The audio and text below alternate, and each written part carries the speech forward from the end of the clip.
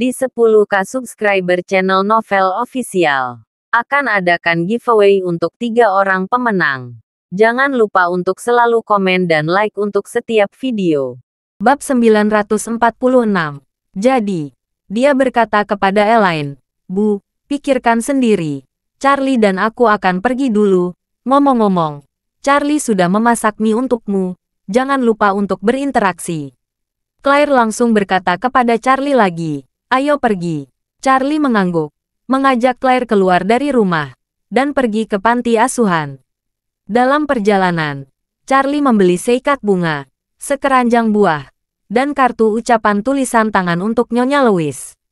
Sesampainya di gerbang panti asuhan Aurus Hill, Charlie memarkir mobil di tempat parkir di sisi jalan. Melihat gerbang yang agak ketinggalan zaman, dia merasa mengira sesaat, dia seolah kembali ke masa lalu.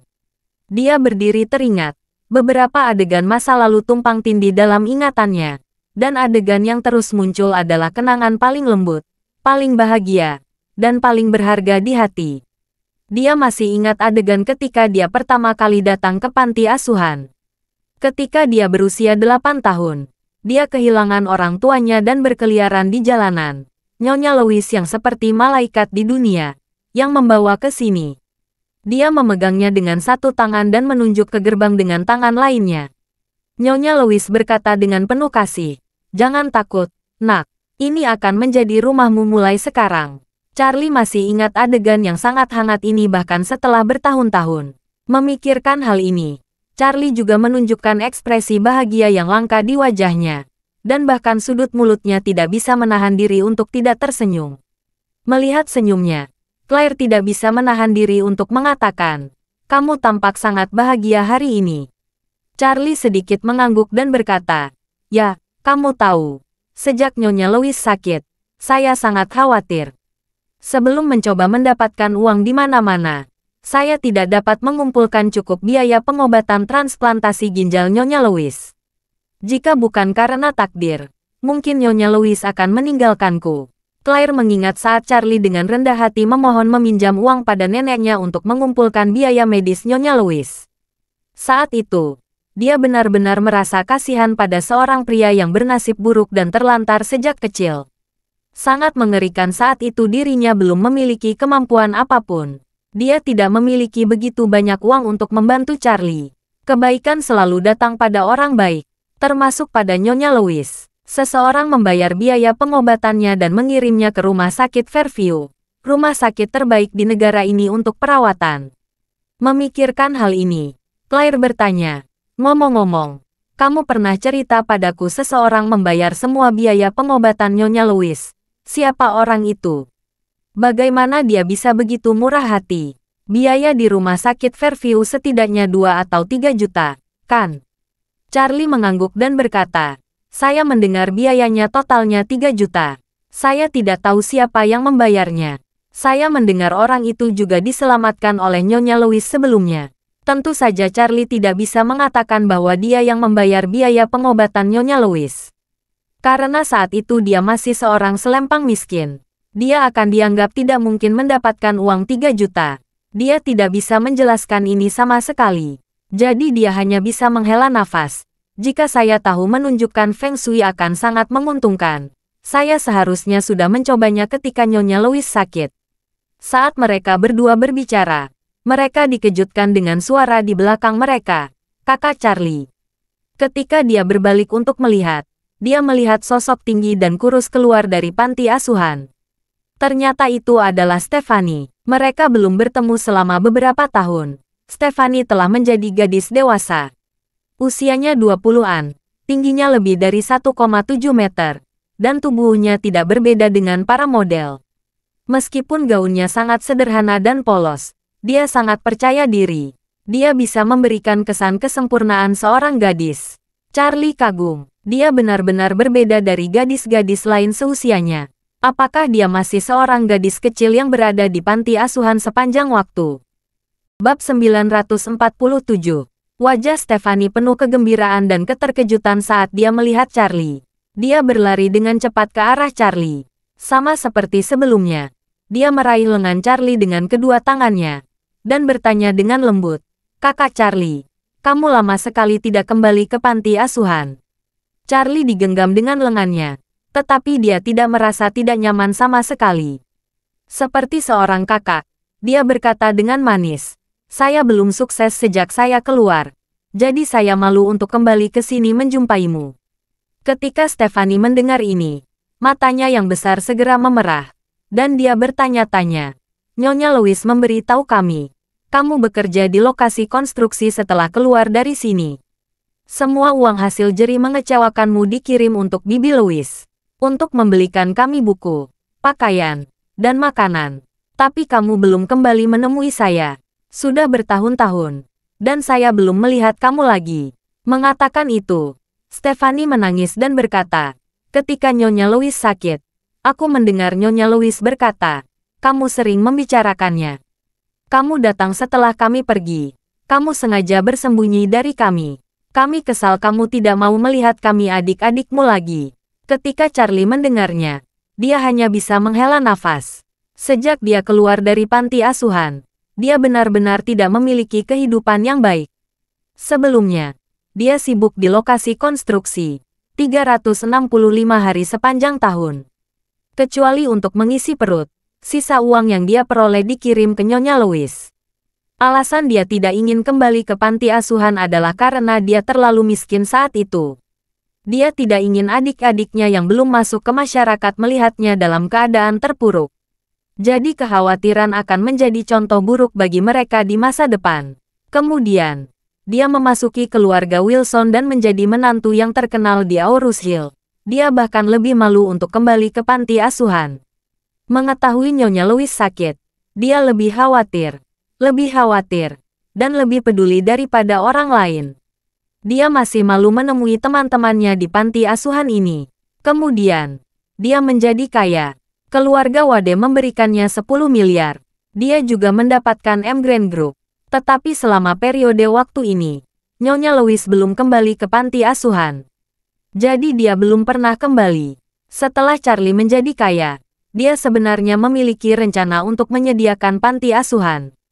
Setelah Nyonya Louis kembali, dia akan menemukan alasan yang cocok untuk menyumbangkan sejumlah besar uang ke panti asuhan. Alasan dia setuju untuk datang dengan semua teman-temannya hari ini adalah untuk membantu Nyonya Louis.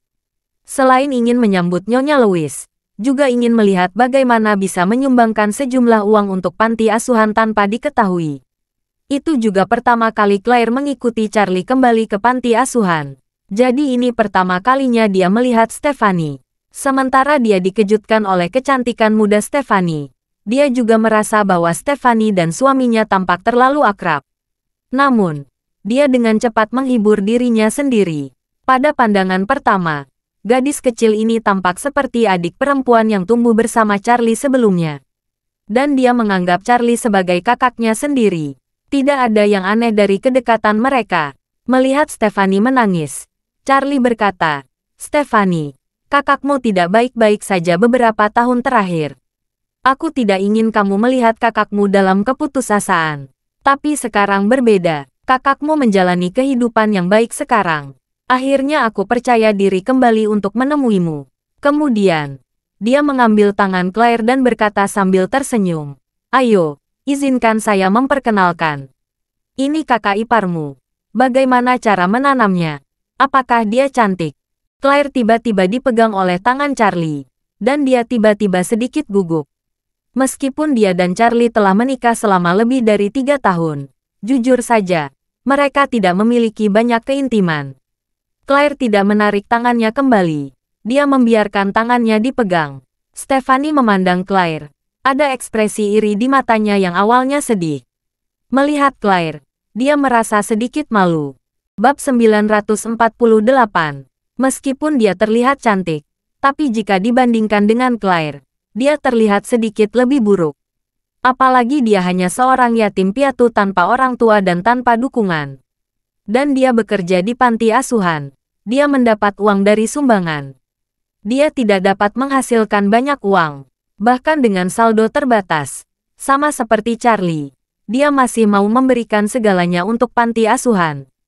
Jadi dia adalah gadis kecil yang malang. Membandingkan dirinya dengan wanita pekerja seperti Claire, Dia tentu saja jauh di bawahnya. Dengan hati yang iri, dia berkata dengan gugup kepada Claire, "Halo, kakak ipar.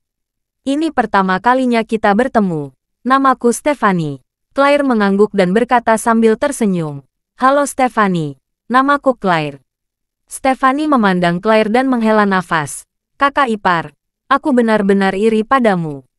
Setelah berbicara, dia melirik Charlie lagi dan berkata, "Aku iri padamu karena menemukan pria yang baik seperti kakakku Charlie." Charlie tiba-tiba menjadi malu. Dia berpikir bahwa Stephanie akan mengatakan bahwa dia iri pada kecantikan Claire, atau iri pada sosoknya yang baik dan temperamennya yang baik. Tidak disangkanya dia akan iri pada Claire karena ditempatkan, seperti yang diharapkan dari seorang adik perempuan yang selalu mengikutinya. Meskipun Stephanie tahu bahwa dia tidak memiliki apapun dan miskin, dia masih menganggap pria itu baik.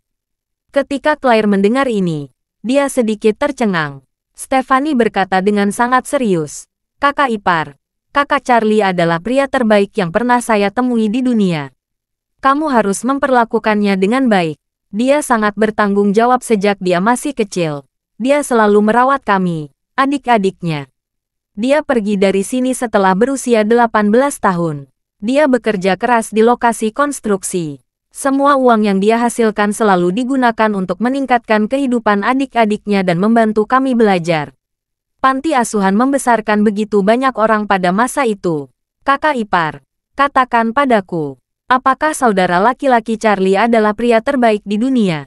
Claire terkejut. Dia hanya tahu bahwa Charlie memiliki kehidupan yang sulit sebelum menikahnya, dan dia ditemukan oleh kakeknya di lokasi konstruksi. Dia tidak tahu bahwa Charlie bekerja di lokasi konstruksi pada usia 18 tahun. Dan dia tidak tahu Charlie memberikan semua uangnya untuk panti asuhan. Tidak heran dia tidak punya uang saat menikah dengannya. Bahkan meminta uang pada kakeknya untuk memotong rambut sebelum pernikahan. Ditambah dengan apa yang dia lakukan untuk mengumpulkan uang untuk biaya medis Nyonya Louise, Claire merasa suaminya memiliki sisi yang hebat. Dia tidak bisa menahan diri untuk bertanya kepada Charlie, "Mengapa kamu tidak pernah menceritakan ini?" Charlie berkata dengan ringan, "Hei, apa yang bisa aku ceritakan tentang hari-hariku yang buruk?" Charlie tidak ingin berbicara lebih banyak tentang topik ini.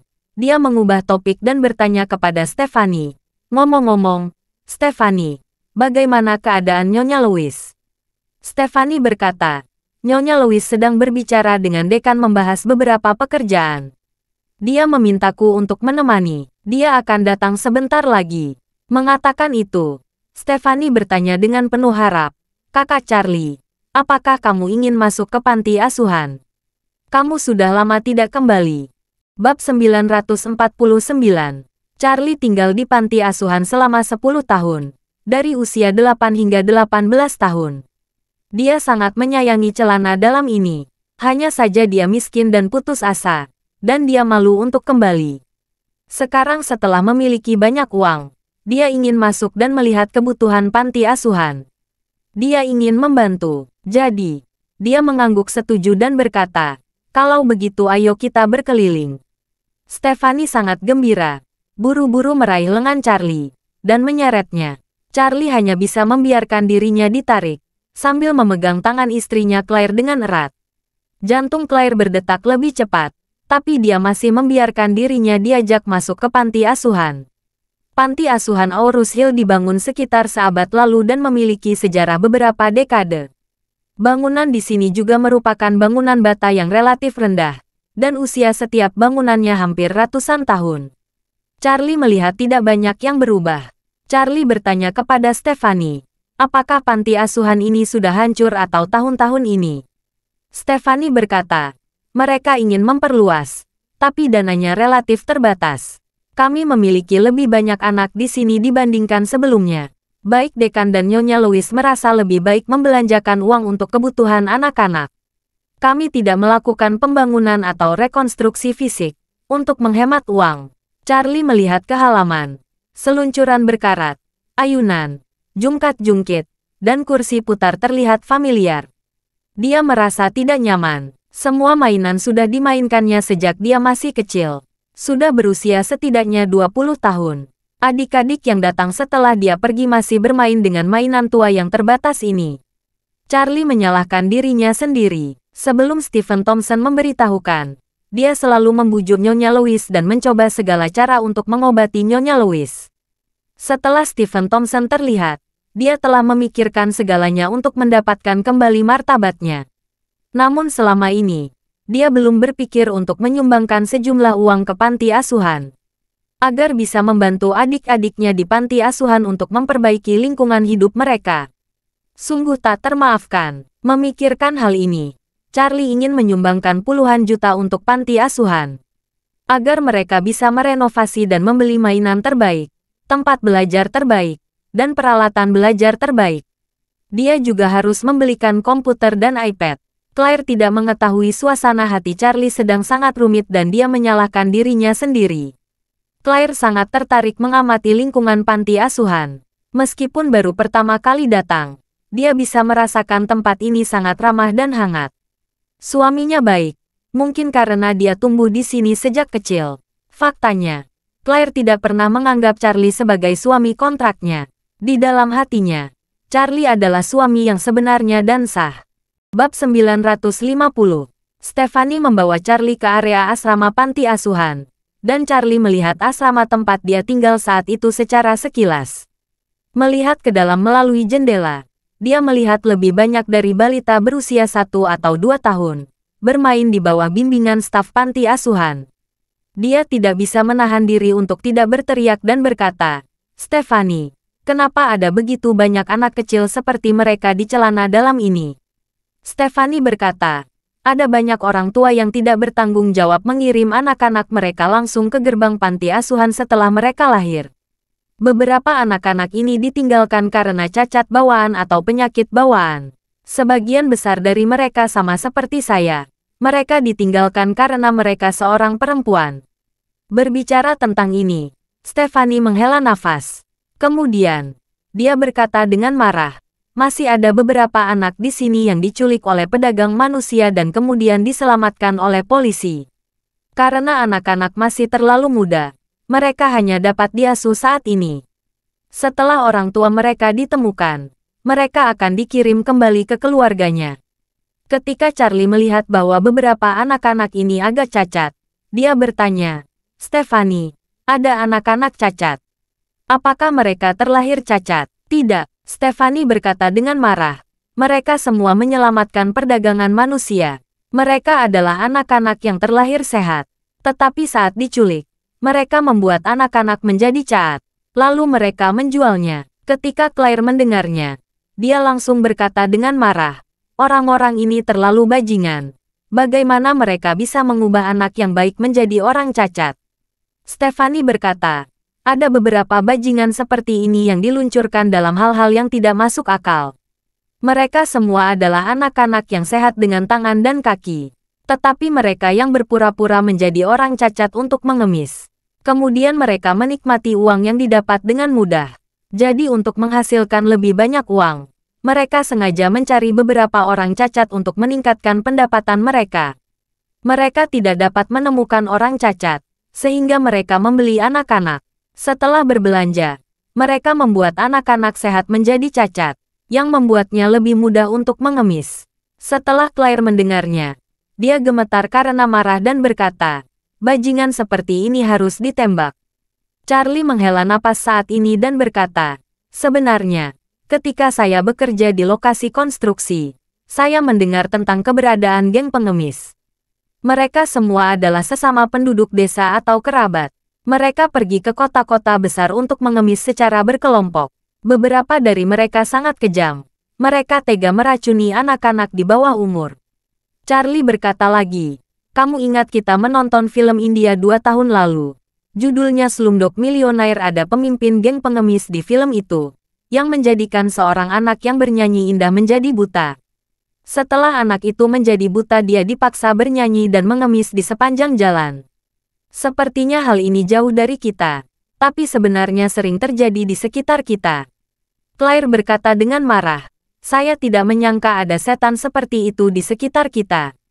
Jika saya tahu ini, saya ingin sekolah ke Akademi Kepolisian untuk menjadi seorang petugas polisi." Saya bisa membawa orang-orang jahat ini ke pengadilan. Stephanie menghela napas. Kakak ipar, kuncinya adalah margin keuntungannya sangat besar. Banyak orang yang berani menghasilkan uang ini meskipun risikonya ditembakkan. Saat dia berbicara, dia merasa topiknya agak berat. Jadi dia berkata, kita sudah lama di sini. Ayo kita ke restoran di depan. Teman-teman yang lain seharusnya sudah datang. Charlie mengangguk dan berkata, ayo kita pergi ke restoran. Mereka bertiga meninggalkan panti asuhan bersama-sama. Charlie bertanya kepada Stephanie. Ngomong-ngomong, Stephanie, apakah ada kesulitan di panti asuhan akhir-akhir ini? Stephanie berkata sambil tersenyum. Kesulitan selalu ada, tapi tidak terlalu masalah. Kami dapat menanggungnya. Kondisi kehidupan anak-anak jauh lebih baik dibandingkan ketika kita masih muda. Satu-satunya hal yang buruk adalah ruang kelas, asrama, dan kafetaria yang terlalu tua. Dekan sudah mengajukan permohonan dana untuk merenovasinya. Tetapi para pimpinan selalu mengatakan kondisi keuangannya ketat. Jadi mereka belum dapat mengalokasikan dana saat ini.